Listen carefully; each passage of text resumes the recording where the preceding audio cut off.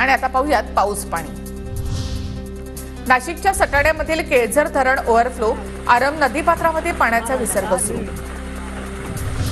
Gangapur धरणामधून 1530 cusec पाण्याचा विसर्ग कमी झाला। धरणामधून एकूण 470 क्युसेक पाण्याचा विसर्ग।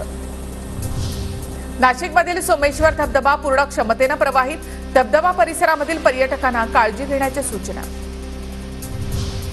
मुख्यमंत्री शिंदेंकडून पुण्यातील पिंपरीमध्ये पूरस्थितीची पाहणी। शिंदेंनी पूरग्रस्तांच्या समस्या जाणून घेतल्या।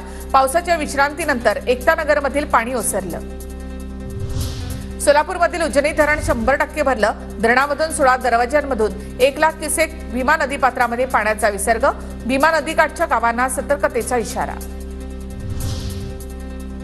वीर आणि उजनी धरणामधून भीमा नदीपात्रामध्ये विसर्ग सुरू। पंढरपुरातील संभाव्य पूरस्थितीच्या पार्श्वभूमीवर नदीकाठच्या झोपडपट्टी धारकांना स्थलांतराच्या नोटिसा।